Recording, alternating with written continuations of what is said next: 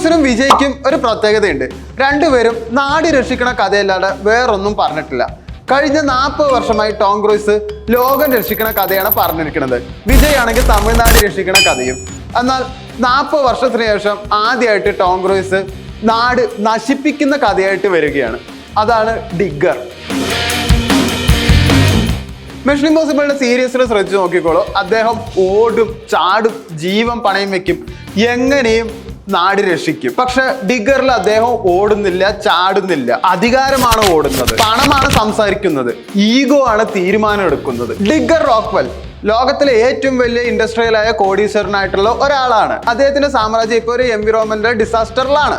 എല്ലാവർക്കും അയാൾ വില്ലനാണ്. പക്ഷെ അയാളെ സ്വയമായിട്ട് വില്ലനായിട്ട് കാണുന്നില്ല, ഒരു ഹീറോ ആയിട്ടാണ് കാണുന്നത്. ഇവിടെയാണ് ഡിഗ്ഗർ തുടങ്ങുന്നത്. സൈക്കോളജിയിൽ ഒരു ഒബ്സർവേഷൻ ഉണ്ട്. പവർ കിട്ടിയ ഒരുത്തൻ കള്ളം പറയില്ല. അവർ സ്വന്തം കള്ളം സ്വയം വിശ്വസിക്കാൻ തുടങ്ങും. ഇതിനെ സെൽഫ് ജസ്റ്റിഫിക്കേഷൻ എന്ന് പറയും. ഞാൻ തെറ്റ് ചെയ്തിട്ടില്ല, ഞാൻ ലോകത്തെ രക്ഷിക്കുകയാണ് എന്ന് സ്വയം അങ്ങോട്ട് വിശ്വസിച്ച് തുടങ്ങും. ഇത് ഹിസ്റ്ററി എടുത്തു നോക്കിയ പല നേതാക്കന്മാർക്കും ഈ ഒരു പ്രശ്നം ഉണ്ടായിട്ടുണ്ടായിരുന്നു. നേതാക്കന്മാർക്ക് മാത്രമല്ല, ബിസിനസ് ടൈക്കൂണുകൾക്കും ഇത് ഉണ്ടായിട്ടുണ്ട്. ടോം ക്രൂയിസിന്റെ കരിയർ എടുത്ത് നോക്കിക്കോളൂ. Mission impossible, Jack റീച്ചർ, top gun, American made, minority report, edge of tomorrow, ഇതിലെല്ലാം അദ്ദേഹം ഹീറോ ആണ്.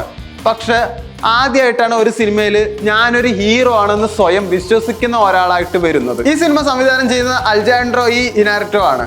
അദ്ദേഹത്തിന്റെ മുന്നത്തെ സിനിമ എടുത്ത് നോക്കുകയുള്ളൂ, ദ റവനന്റ്, ബേർഡ്മാൻ. അദ്ദേഹം സംവിധാനം ചെയ്ത സിനിമകളാണ്. ഈ സിനിമയിലെല്ലാം ഒരാൾ മാത്രമായിരിക്കില്ല വില്ലൻ, മെയിൻ ഈഗോ ആണ് ശരിക്കും വില്ലനാവുന്നത്. പലരും പറയുന്നത് കേട്ടു ഡിഗ്ഗർ ഒരു ഡിസാസ്റ്റർ സിനിമയാണ് എന്നുള്ളത്. പക്ഷെ അങ്ങനെയല്ല, ഈഗോ ഡിസാസ്റ്റർ സിനിമയാണ് ഡിഗ്ഗർ. ഹോളിവുഡ് എന്ന് പറയുമ്പോൾ തന്നെ എല്ലാവർക്കും സൂപ്പർ ഹീറോ സിനിമകളാണ് ഓർമ്മ വരിക.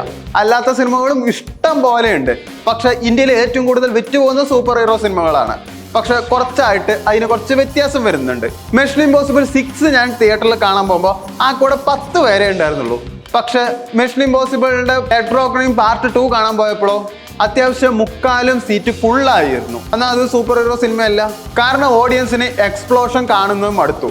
മൈൻഡ് എക്സ്പ്ലോഷൻ ആണ് ഇപ്പോൾ ഓഡിയൻസിന് വേണ്ടത്. ടോം ക്രൂയിസ് ഏറ്റവും കൂടുതൽ അപകടകരമായിട്ടുള്ള സ്റ്റണ്ട് ചെയ്ത വ്യക്തിയാണ്. മിഷൻ ഇംപോസിബിൾ 2 തന്നെ കുന്ന് കയറുന്നതും ഈ ബിൽഡിംഗിൽ നിന്ന് വേറെ ബിൽഡിങ്ങിലേക്ക് ചാടുന്നതും ബുർജ് ഖലീഫയുടെ തലപ്പത്ത് പോയി നിൽക്കുന്നതും ഇതെല്ലാം കണ്ടിട്ട് എല്ലാവരും പേടിച്ചതാണ്.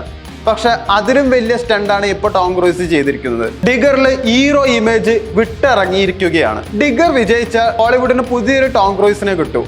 പരാജയപ്പെട്ടാലോ വീണ്ടും മിഷൻ ഇംപോസിബിളിലേക്ക് തന്നെ പോവുകയും ചെയ്യും. ഒരു കാര്യം ഉറപ്പാ, ആരും ടോം ക്രൂയിസിന്റെ ആക്ഷൻ പ്രതീക്ഷിച്ചിട്ട് ഈ സിനിമയ്ക്ക് പോകേണ്ട ആവശ്യമില്ല. കാരണം ഇതിൽ ആക്ഷൻ അല്ല, പവറാണ് ശരിക്കും ആക്ഷൻ ആവുന്നത്. അധികാരത്തിന്റെ ഒരു ദുർവിനിയോഗമാണ് ഈ സിനിമയിൽ എപ്പോഴും കാണിക്കാൻ പോകുന്നത്. കാരണം ഒരു മനുഷ്യനെ എങ്ങനെ മറ്റുള്ളവരുടെ മനസ്സിൽ ഒരു ദൈവമായിട്ട് വിശ്വസിപ്പിക്കുന്നു എന്നാണ് ഈ സിനിമയിൽ ശരിക്കും കാണിക്കുന്നത്. ഡിഗ്ഗർ സിനിമയിലെ നായകനും വില്ലനും ടോം ക്രൂയിസ് ആണെങ്കിലും അതിലൊരു കേന്ദ്ര കഥാപാത്രമായിട്ട് നമ്മുടെ ഫഹദ് ഫാസിലിനെ പരിഗണിച്ച് ഫഹദ് ഫാസിലിന്റെ സ്വാഭാവികത അഭിനയം കാരണം ടോം ക്രൂയിസ് ഫഹദ് ഫാസിലിനെ മാറ്റി എന്നാണ് പറയുന്നത്.